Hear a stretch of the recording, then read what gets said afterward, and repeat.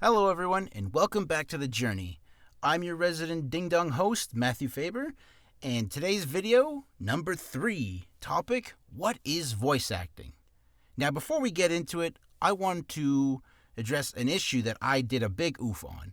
That being said, this video should have been done very first after the introduction welcome video, not the everything needed. It should have been this video, then everything needed. And that's very important because, well, in the first half of my last video, I said consideration when I didn't give you when I didn't address what is voice acting, which should have been number 1. And I do apologize for that. But without further ado, let's move on and talk about what is voice acting. So obviously we're going to talk about what it is. We're going to talk about it as a whole. We're going to talk about misconceptions, myths, and anything else that you may or may not have known that I know of that I can impart. If I forget stuff, I do apologize. You can always leave a comment saying, what's this, what's that, what that? I'll be sure to see if I can address it as soon as possible. And let's get into it. So, what is voice acting? In the simplest of terms, it is acting with your voice. Duh. But it is a lot more than that, because the biggest misconception is it's just, people speaking into mics saying, I can do funny voices. Look, ha ha ha ha ha ha. I'm like SpongeBob's neighbor. No, that's not it. I thought that too 10 years, well, actually way more than 10 years ago, back probably when I was 15. But still, and then even still when I was growing up, I was like, I can do that. But yeah, after, taking classes and learning and then trying to put what I've learned into practice, it's a lot harder than it seems. But, I'm steadily making my progress, even though it's been a couple months. I'm getting there ever so slightly. And I know if you follow these too, if you do your own due diligence and follow in the footsteps of me or any other voice actor and you want to or do this pursuit, I know you will too. Enough with it being the cheesy. So, that voice acting is more than just, speaking into a microphone, reading pages off of a thing. Anyone can, go like this and be like, for characters, I want to have at least 10 different uniquely voices for fictional characters. It's like, you got to give it flair, you got to give it pizzazz, you got to give it life. It's what sets a modern reader in an actor is, especially voice acting, because I find it, regular acting is a little more easy to convey or captivate what they're trying to, create or what they're trying to act out, versus voice acting, because you're in a booth like this, well, not like this, more professional, but something akin to this, and they're giving powerful speeches, lines, what's the word? You understand what I mean. I'm not going to sit here and waste your time, because I'm trying to keep this video short. But they're delivering real good, epic pieces of speech. If you're an anime fan, you'll know Erwin from Attack on Titan, his My Soldier's Rage speech. That's regardless if you watch it Japanese subbed or in English dubbed, you can recognize that that's a phenomenal scene. For video games, I can't think of a video game scene, but because I've played so much and nothing really comes to mind. But you get what I'm saying, that it's more than just thing. It's more than just saying, "Rah, my soldier's rage." It's no, you got to get into that feeling, you got to get into it, and that comes the acting part. The big thing with voice acting is people always overlook the word acting, and because they see the word, or they see or hear the word voice, and because it's voice acting, it's voice first, acting second, they just think, well, I got a voice. I can act like a silly goof, or I can act like a racist dick, or I can act like a old coot down the street. It's like, yeah, that's fine and dandy. Let's put your money where your mouth is. Then let's go. Show me what you can do. You don't want to waste a client's time. You don't want to waste your own time. Because, well then, yeah, you're just going to damage your rep and you're going to make a fool of yourself. If you're okay with that, then go ahead, by all means. But that's the biggest misconception with the thing.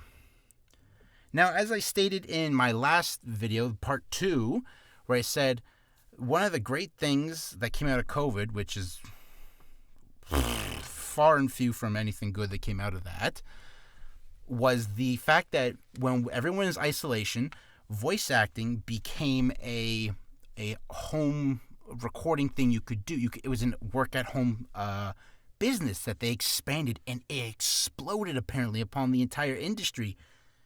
There's people from all over the world that can do this. And not only that, from what I learned from my classes, that voice acting is more than just TV shows, movies, and video games. There's also e-learning. There's general voiceover for commercials, promos. What else? Oh, I was just thinking corporate narration videos. I wouldn't say e-learning, but it is those videos that teach you. That is e-learning, you moron. You get what I'm saying. But it's so much more. As the one teacher in my second class, Josie, just said, the landscape for voice acting is huge. It is massive. When you actually think about it, if you think like I did initially, which was video games, animation, anime dubbing, that is it. 3 things. I completely ignored radio ads, TV commercials, promos, e-learning, medical stuff, as I addressed in my last video. There's so much. That's what we already named. 5 more. So there's a lot in. Oh, audiobooks. That's the one. That's the big one too. That's what a lot of people get into. And sorry, my nose is a little stuffy. And it's honestly, you just gotta, I would say, dip your toe. Don't dip your toe into just one and put all your eggs into that one basket. Dip your toe in everything. See what you like, see what you don't like. Have some fun with it. Remember that. Have fun with it. That was one myth. The other myth is that you have to move to Los Angeles or New York. You don't. As I just said, this is all home now. This is all remote. If you have a setup like this or even better, hell, if you have one less, but you can pick up your mic or your voice to be like sound extremely beautiful, like Mr. Pavarotti, and you can act, you probably got yourself your good footing. And you will be able to move on faster than others. And honestly, that's amazing if you can do that. What else is there? Okay, the big thing that I was overlooked that I want to address. I know I'm trying to keep this video short, and I do apologize. Like I said, feel free to ask in the comments, call me out saying you forgot this, or what about this, what about that. I'll see from what I know, I'll impart my knowledge. And not only that, I welcome people calling me out, because then they'll be like, they call me on my shit and say, hey, ding dong, you forgot this. And I'll be like, whoopsies. One of the biggest, not misconceptions or myth, something that is severely overlooked in this career I would say this career, it's a business. It is a business. It's the entertainment business. If you know a lot about, Hollywood this, Hollywood that, it's like, yes, it's a business. A lot of what you're doing, remember, is you are, the best way of putting it, as I heard a lot in my classes, is you are the puzzle, you are one of the puzzle pieces in a big ass picture. You're just being put together. So it's you, the actor, the writers, the producers, the directors, the audio engineers, the creators. You're just one piece of a big puzzle. You're a cog in a machine. Well, that's horrible putting that. Oh my God, that sounds very demotivating. My bad. I'm so sorry. But you are a piece of a puzzle. And the biggest thing why you want to... Sorry, something's in the way here. Get out of the way. Yeah, whatever. The biggest thing you want to be is not likable. Everyone wants to be liked or likable or approachable.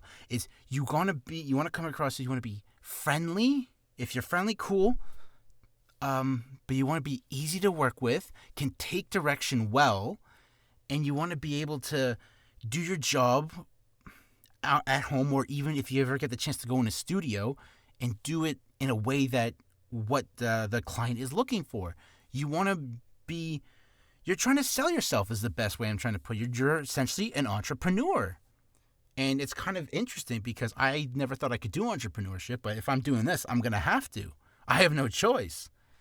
So hopefully I addressed some of the basic things. I know I didn't do a lot, and I do apologize because, like I said, this is a lot. It's very big, but hopefully I did touch about what I was gonna. I touched based on what it is and what to avoid, and hopefully that sheds some light on something for you folks. And this is probably just a horrible video because, like I said, I'm trying to keep it short, but it's very big and it's a lot to touch on. And I just wanted to address essentially the elephant in the room, and I hope I did that.